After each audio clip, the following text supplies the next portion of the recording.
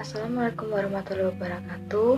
Di sini kami dari kelompok 6 akan mempresentasikan hasil dari diskusi kami, yaitu mengenai perbuatan-perbuatan yang masuk dalam kategori kejadian tak diduga atau bisa disingkat dengan KTD. Perkenalkan, nama saya Maria Alana Luisa dengan NIM P272 260 21252 dan absen 21. Nama saya Mei Anggita Sari dengan NIM P27260212253 nomor absen 22. Perkenalkan, nama saya Mikael Wika Bagus Dewantara dari kelas B dengan NIM P27226021254. Saya Monika Suraning Ratri dengan NIM P27260211255.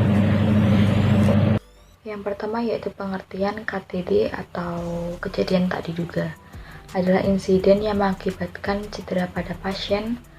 Dalam Institute of Medication Patient Safety didefinisikan sebagai an adverse event yang disebabkan oleh kesalahan pengobatan atau treatment serta dapat berdampak negatif bahkan fatal pada pasien, tenaga medis, dan juga rumah sakit. Kejadian ini juga dapat terjadi di semua tahapan dalam perawatan, dari diagnosis, pengobatan, dan pencegahan. Kejadian tidak diharapkan terbagi menjadi 3, yaitu kejadian tidak diharapkan yang dapat dicegah, kejadian tidak diharapkan yang dapat diperbaiki, dan kejadian buruk. Kejadian tidak diharapkan yang dapat dicegah adalah peristiwa yang terjadi karena kesalahan atau kegagalan menerapkan strategi pencegahan yang diterima. Yang kedua, kejadian tidak diharapkan yang dapat diperbaiki yaitu peristiwa yang sementara tidak dapat dicegah dan bisa diatasi apabila mendapatkan perawatan yang berbeda dari sebelumnya. Yang ketiga, kejadian buruk karena kelalaian yaitu yang terjadi karena perawatan berada di bawah standar masyarakat. Contoh kejadian tidak diharapkan yang pertama pasien 1, 2 infus plong, yang ketiga kasus infeksi nosokomial, yang ketiga dekubitus, yang kelima infeksi kateter, yang keenam trauma elektrik, yang ketujuh kesalahan pemberian obat, yang kedelapan kesalahan pemberian informasi dari perawat atau petugas lab kepada dokter, yang kesembilan kesalahan cara pemberian obat, yang kesepuluh kesalahan dosis obat.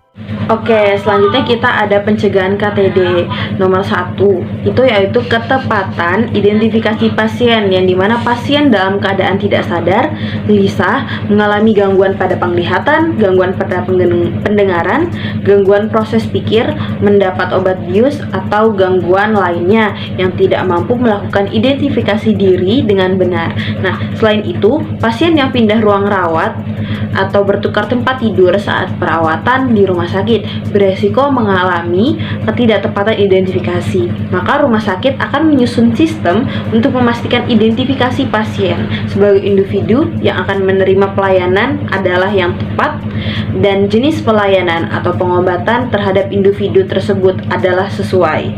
Nah, kemudian jika itu membutuhkan peran seorang pasien dan keluarga juga. Kemudian nomor 2 yaitu komunikasi efektif, di mana pasien yang mengalami rawat inap dikelola oleh dokter dan berbagai proses lainnya sebagai tim dengan menerapkan sistem komunikasi dan efektif untuk memberikan pelayanan.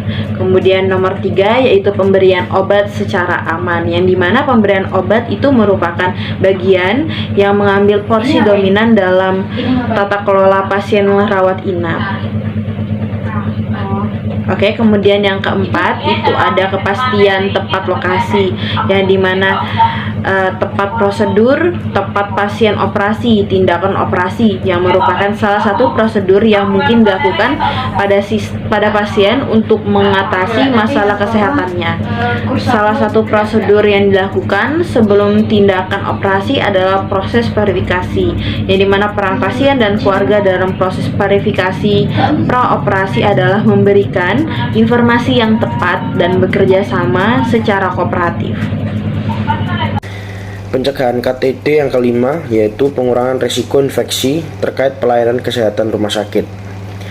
Rumah sakit merupakan tempat yang memungkinkan berkumpulnya berbagai jenis kuman, sedangkan pasien yang sedang dirawat memiliki daya tahan tubuh yang relatif rendah, sehingga dengan demikian diperlukan suatu proses bersama untuk mencegah timbulnya infeksi lain yang tidak ada hubungannya dengan penyakit pasien itu sendiri. Yang terakhir, pengurangan risiko jatuh individu yang sedang sakit. Individu yang sedang sakit memiliki keterbatasan dalam pengamanan diri termasuk menghindari jatuh. Oleh karena itu, rumah sakit harus mengambil tindakan untuk mengurangi risiko pasien jatuh dengan melakukan pengkajian faktor-faktor yang tepat seperti penggunaan obat, gaya jalan pasien, alat bantu berjalan yang digunakan oleh pasien, dan riwayat jatuh pasien saat berjalan atau sedang berbaring di tempat tidur. Sekian, terima kasih.